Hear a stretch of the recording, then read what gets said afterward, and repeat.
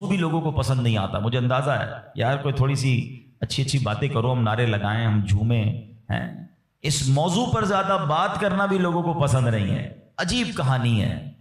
ایسی حقیقت ہے موت، ایسی ریئلٹی ہے موت کہ جس سے انکار نہیں. دیکھیں ہمارے بہت سارے مذاہب سے اختلاف ہے. کچھ مذاہب ہیں جو نبی پاک کا معاذ اللہ انکار کرتے ہیں، کچھ قرآن کو نہیں مانتے، کچھ ایسے لوگ ہیں جو اللہ کو ہی نہیں مانتے ہیں. کتنے اختلاف ہیں لوگوں میں، دنیا بھر میں الگ الگ قسم کے ریلیجن ہیں. دہریت والے لوگ ہیں، کمیونسٹ لوگ ہیں، عجیب عجیب لوگ ہیں جن کا آپس میں ہمارا بڑا اختلاف ہے. معاذ اللہ کچھ لوگ ہمارے نبی کو آخری نبی نہیں مانتے. لیکن ایک حقیقت ایسی ہے جو دنیا کا ہر مذہب مانتا ہے، دنیا کی ہر قوم مانتی ہے، دنیا کا ہر بندہ عقل مند ہو یا بے وقوف ہو، جناب پڑھا لکھا ہو یا جاہل ہو، مرد ہو یا عورت ہو، پاکستانی ہو یا امریکی ہو، all around the world everybody must acknowledge that. وہ کیا ہے؟ وہ سب مانتے ہیں کہ موت آ کر رہے گی. کسی کا اختلاف نہیں ہے. کوئی مذہب، کوئی آپ کو دنیا کی قوم ایسی نہیں ملے گی جو کہے نہیں جناب ہمارا ہم نہیں مانتے موت آئے گی. ایوریبڈی، ہر بندہ مانتا ہے. کتنی کمال کی ریئلٹی ہے. اچھا سارے لوگ یہ بھی مانتے کہ پتہ نہیں کب آئے گی. ایک تو ہونا کہ بھائی کچھ لوگ کہتے ہیں ہاں موت آئے گی مگر ہم کو پتا ہے. Nobody knows. کسی کو بھی نہیں پتا کب آئے گی. یہ پتا ہے آئے گی اور بچ کوئی نہیں سکتا. یہ ایسی ریئلٹی ہے مگر پھر بھی اس پر بات کرنے کے لیے کوئی تیار نہیں ہے. ذرا چار دوست مل کر موت پہ بات کرے کہ یار کوئی اور بات کرو یار. کمال ہے آپ نے اور میں نے 1 مہینے بعد لاہور جانا ہو، 2 مہینے بعد یورپ جانا ہو، کسی کو بھی جانا ہو، وہ ابھی سے باتیں شروع کر دیتے ہیں. یار کیسے جائیں گے، فلائٹ کیسی ہوگی، ٹرین کا ٹکٹ ملے گا کہ نہیں، وہاں جہاز، وہاں کرنسی کون سی چلے گی. اچھا صرف نیت کی ہے اور باتیں شروع، ڈسکشن شروع، مشورے شروع. جب تک جائیں گے نہیں روز باتیں کریں گے. ادھر جانا نہیں جانا پتہ نہیں ہے مگر تم روز بات کر رہے ہو. جدھر جانا کنفرم ہے اور کب جانا یہ بھی نہیں پتا. آج بھی جا سکتے ہو. اس کے لیے کوئی بات نہیں کرے گا، اس کے لیے کوئی ڈسکشن نہیں، اس کے لیے کوئی تیاری نہیں. سوچئے. چلے آپ کہتے ہیں یار یہ دعوت اسلامی والے موت پر بہت بات کرتے ہیں، آخرت پر بہت بات کرتے ہیں، بہت ڈراتے ہیں. چلو بھائی ہم اور آپ موت پر بات نہیں کرتے. ہم بات نہیں کریں گے تو کیا مرنے سے بچ جائیں گے؟ ہیں اس حقیقت سے نکل جائیں گے؟ آنکھیں بند کرنے سے مصیبت جاتی نہیں، فیس تو کرنا ہی پڑے گا.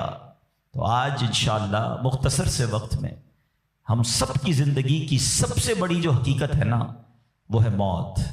آج اس پر کچھ بات کرتے ہیں. اللہ کرے کہ آج کا بیان ہم سب کے دلوں سے غفلت کا پردہ ہٹائے اور ہم اپنی موت کی تیاری کرنے کی کوشش میں لگ جائیں. امام محمد غزالی علیہ رحمت اللہ الوالی لکھتے ہیں کہ بنی اسرائیل کا ایک بڑا مغرور شخص تھا، بڑا ایروگنٹ تھا، بڑا اس کا کر و فر تھا. ایک بند کمرے میں بیٹھا تھا. اچانک ایک شخص کمرے میں داخل ہوا اور اس مغرور شخص کی طرف لپکا. تو وہ بڑا تکبر والا آدمی تھا، وہ بڑا غصے میں آ گیا اور کہتا کہ تم ہو کون؟ میرے کمرے میں آ کیسے گئے؟ تمہیں آنے کی اجازت کس نے دی؟ تم جانتے نہیں میں کون ہوں؟ تو جو اندر آنے والا شخص تھا وہ کہتا ہے مجھے اس گھر کے مالک نے اجازت دی ہے اور میں وہ ہوں جسے کوئی دربان روک نہیں سکتا. میں وہ ہوں جس کو کسی سے اجازت لینے کی ضرورت پڑتی نہیں ہے. مجھے کسی کا دبدبا ڈرا نہیں سکتا، نہ ہی مجھ سے کوئی مغرور اور سرکش شخص بچ سکتا. اب جیسے ہی یہ باتیں سنی نا تو مغرور شخص جو تھا وہ ڈرنے لگا، وہ کانپنے لگا، وہ گھبرا گیا. وہ کہتا ہے کہ آپ تو ملک الموت معلوم ہوتے ہیں، کیونکہ جس کو کوئی نہیں روک سکتا، جس کو کسی کی اجازت کی ضرورت نہیں ہے، جس کو کسی کا دبدبا کرو فر ریزسٹ نہیں کر سکتا، وہ ملک الموت کے سوا تو کوئی نہیں. لگتا ہے آپ ملک الموت ہیں؟ تو فرماتے ہاں میں ملک الموت ہوں. اب وہ شخص تو بڑا گناہگار تھا، وہ رونے لگا، چیخنے لگا کہ حضور تھوڑی سی مہلت دے دیں، کچھ نیکیاں کر لوں، توبہ کر لوں، اللہ کو راضی کر لوں، ابھی میری روح قبض نہ کریں. ہائے ہائے. ملک الموت فرماتے تمہاری سانسیں پوری ہو گئی ہیں، اب تمہیں کوئی ٹائم نہیں ملے گا. اگر تم نے، وہ پوچھتا ہے حضور مجھے کہاں لے جایا جائے گا مرنے کے بعد؟ فرمایا اس مقام پر جہاں تو نے اعمال بھیجے ہیں، اس گھر کی طرف جو تو نے تیار کیا ہے. وہ شخص کہے گا حضور میں نے تو کوئی گھر تیار نہیں کیا، کوئی نیکی آگے نہیں بھیجی۔ ملک الموت فرماتے ہیں پھر تمہیں بھڑکتی آگ کی طرف لے جایا جائے گا، جہاں تمہارے گوشت پوشت وہ آگ نوچ لے گی۔ یہ کہہ کر ملک الموت نے اس شخص کی روح کو قبض کیا، اس کے پورے گھر میں کوہرام مچ گیا، گھر والے رونے لگے۔ اے میرے پیارے اسلامی بھائیوں، یہ واقعہ ہم سب کو کیا سکھا رہا ہے کہ جب موت آنی ہے نا، جب وہ وقت آ جانا ہے تو پھر ایک منٹ بھی آگے پیچھے نہیں ہو سکے گا، کوئی اس کو ڈیلے نہیں کر سکے گا، بلکہ جس حالت میں ہوں گے نا اسی حالت میں روح قبض کر لی جائے گی۔ ہماری موت کا وقت لکھا ہے، مقام بھی لکھا ہے، یہ چینج نہیں ہو سکتا۔ اگر موت سمندر میں لکھی ہے تو $2.5 لاکھ دے کر بھی بندہ وہاں پہنچتا ہے جہاں موت لکھی ہے۔ اگر موت کشتی سے ڈوب کر ہونا لکھی ہے تو 22 لاکھ دے کر بھی سینکڑوں لوگ ہمارے وطن سے جاتے ہیں اور ان کی موت یورپ کے سمندر میں جا کر ہو جاتی ہے۔ اللہ پاک جو بھی ان میں مسلمان ہیں سب کی مغفرت فرما، مگر میں نے اور آپ نے اس سے عبرت کیا لی کہ بندہ وہاں پہنچے گا جہاں اس کی موت لکھی ہوئی ہے۔ ایک بار حضرت سلیمان علیہ نبینا علیہ الصلوۃ والسلام کی بارگاہ میں ایک شخص بیٹھا تھا۔ آپ کی بارگاہ میں ملک الموت آیا اور اس شخص کو ذرا گھور کے دیکھنے لگے، واپس چلے گئے۔ وہ شخص کہتا حضور یہ کون تھے جو آئے تھے اور مجھے گھور کے دیکھ رہے تھے؟ فرمایا یہ ملک الموت تھے۔ کہتا حضور لگتا ہے میری روح قبض کرنے والے ہیں، آپ مہربانی کریں، آپ کی تو ہوا پر حکومت ہے، آپ ہوا کو حکم دیں کہ ہوا مجھے اڑائے اور مجھے ہندوستان لے جائے۔ حضرت سلیمان بیت المقدس کے علاقے میں رہتے تھے نا، آپ نے حکم فرمایا، ہوا نے اس بندے کو اٹھایا اور ہندوستان پہنچا دیا۔ کچھ دنوں کے بعد پھر ملک الموت آیا حضرت سلیمان علیہ السلام کی بارگاہ میں۔ آپ نے فرمایا تم میرے ساتھی کو کیوں گھور رہے تھے جب آئے تھے؟ تو کہا میں حیران تھا کہ میرے پاس یہ لکھا ہوا تھا اللہ کی طرف سے کہ تھوڑی دیر بعد مجھے اس کی روح ہند میں قبض کرنی ہے، اور وہ آپ کے پاس بیٹھا ہوا تھا۔ اللہ اکبر۔ حضرت سلیمان نے کہا میں نے ہی تو حکم دیا، اور ہوا نے اسے ہند پہنچایا، اور جب وہ ہند پہنچا تو پرٹیکولر ٹائم پر اسی مقام پر اس کی روح کو قبض کر لیا گیا۔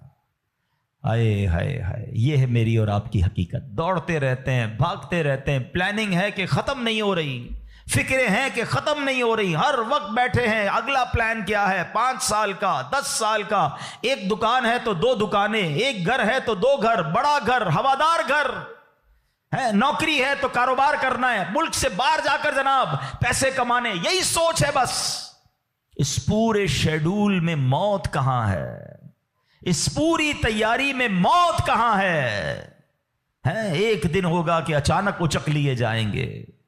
سیٹھ جی کو فکر تھی ایک ایک کے 10 کیجئے، موت آ پہنچی کہ حضرت جان واپس کیجئے۔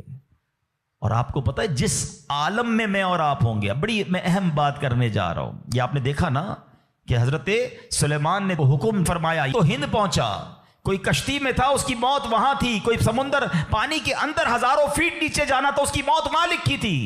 اس کا مطلب تو یہ ہوا کہ میں کہیں بھی کسی بھی مقام پر مر سکتا ہوں، میری موت پتہ نہیں کہاں لکھی ہے۔